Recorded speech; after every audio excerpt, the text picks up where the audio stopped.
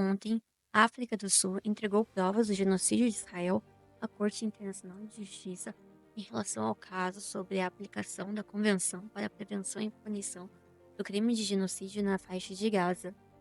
O memorial não pode ser público, mas seu arquivamento ocorre no momento em que Israel está intensificando a matança de civis em Gaza e parece ter a intenção de seguir um caminho semelhante de destruição no Líbano. A ação tomada pela África do Sul desde dezembro de 2023 gerou um interesse nacional e internacional avassalador. O memorial contém evidências que mostram como o governo de Israel violou a Convenção do Genocídio ao promover a destruição de palestinos que vivem em Gaza, matando-os fisicamente com uma variedade de armas destrutivas, privando-os de acesso à assistência humanitária, causando condições de vida que visam sua destruição física e ignorando e desafiando várias medidas provisórias da Corte Internacional de Justiça e usando a fome como arma de guerra e para promover os objetivos de Israel de despovoar Gaza por meio de mortes em massa e deslocamento forçado de palestinos. Então agora precisamos analisar a Convenção de Genocídio. No primeiro artigo, as partes contratantes confirmam que genocídio, seja cometido em tempo de paz ou cometido em tempo de guerra, é um crime sob o direito internacional e eles criam a obrigação de prevenir e de puni-lo. Agora, no artigo 2º, a gente tem a definição.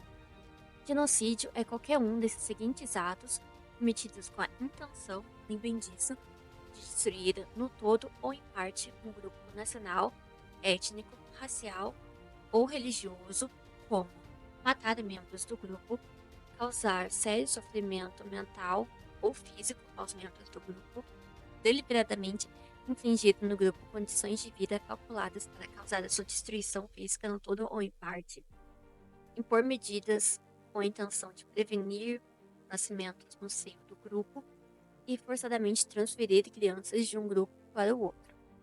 Entre os atos que são punidos são o genocídio, a conspiração para cometer o genocídio, o incitamento público e direto para cometer o genocídio, a tentativa de cometer genocídio e a cumplicidade no genocídio.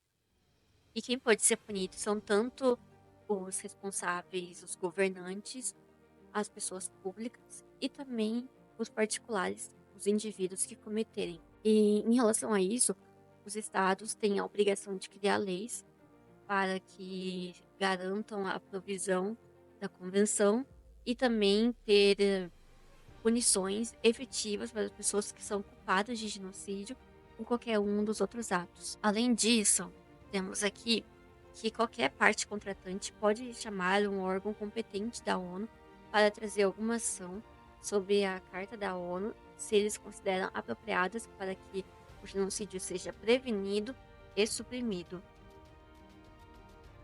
Além disso, se tiver qualquer disputa em relação à interpretação, aplicação ou o cumprimento da convenção, você pode levar isso para a Corte Internacional de Justiça, que é o que a África do Sul fez. A África do Sul entendia que Israel estava cometendo um genocídio e Israel entendia que não estava. Então, como teve essa disputa na interpretação, na aplicação, no cumprimento da convenção, eles levaram isso a CIJ. Eles falam que as evidências mostrarão que por trás desses atos genocidas de Israel está a intenção especial de cometer genocídio, a falha de Israel em impedir a incitação ao genocídio, impedir o próprio genocídio, e a falha em punir aqueles que incitam e cometem atos de genocídio.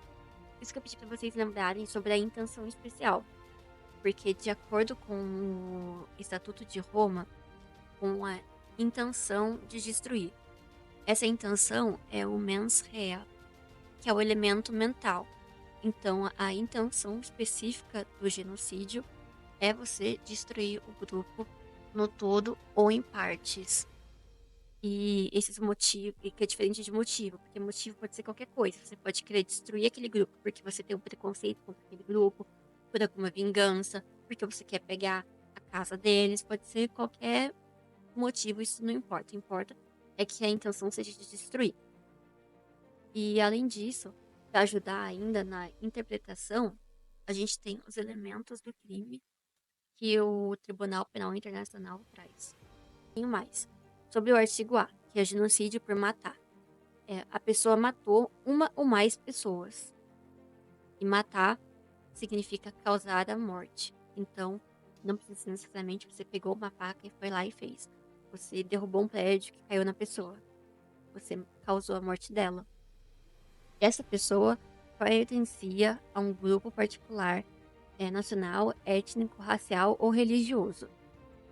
O perpetrador, o agente, ele tinha a intenção de destruir no todo ou em parte esse grupo, porque ele é esse grupo, e essa conduta aconteceu num contexto de um padrão manifesto de condutas similares direcionadas contra aquele grupo ou a própria conduta que gerava essa destruição.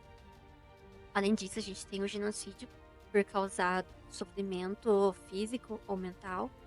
Você causou um sofrimento físico ou mental, e por sofrimento se inclui vários atos, como a tortura, o estupro, a violência sexual ou qualquer outro tratamento que seja desumano ou degradante.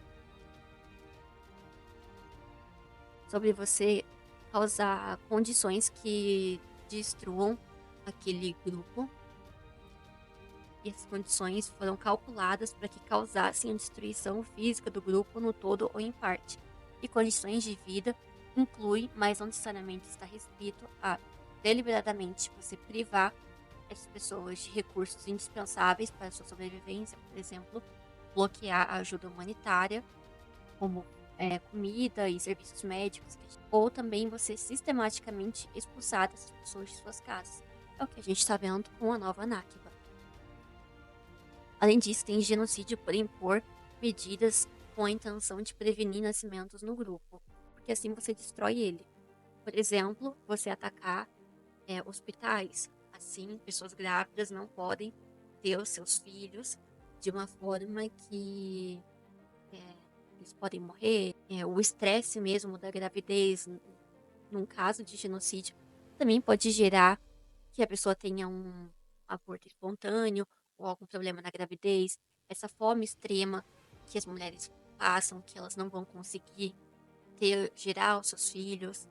Tem também, não tem comida, não tem acesso suficiente, então a gente vê que muitos bebês e muitas crianças estão morrendo justamente por causa da fome. E tem o genocídio por você transferir as populações. Então você transferir uma outra pessoa que pertencia àquele grupo com a intenção de destruir, sabia que elas tinham ou deveriam ter e tomou parte naquele contexto. São mais de 750 páginas apoiadas por exibições e anexos, somando mais de 4.000 páginas, e o memorial é um lembrete para a comunidade global de lembrar do povo da Palestina, se solidarizar com eles e parar essa catástrofe. A devastação e o sofrimento só foram possíveis porque, apesar das ações e intervenções da Corte Internacional de Justiça e de vários órgãos da ONU, Israel não cumpriu com suas obrigações internacionais. Na semana passada, a gente comemorou a assinatura da Carta das Nações Unidas, que foi criada para salvar gerações futuras do flagelo da guerra, e mesmo assim, a gente continua tendo um genocídio, a gente mesmo assim continua tendo um apartheid, uma invasão, uma ocupação, que vai contra o propósito da ONU. E a ação tomada pela África do Sul e pelos outros estados é de impedir isso de forma pacífica, responsabilizando Israel nas instituições criadas para esse propósito pela própria ONU. E Israel recebe impunidade sem precedentes para violar leis e normas internacionais desde que a Carta da ONU existe. O que eles argumentam é que a destruição contínua das leis internacionais por Israel coloca em risco as instituições de governança global que foram estabelecidas para responsabilizar todos os estados.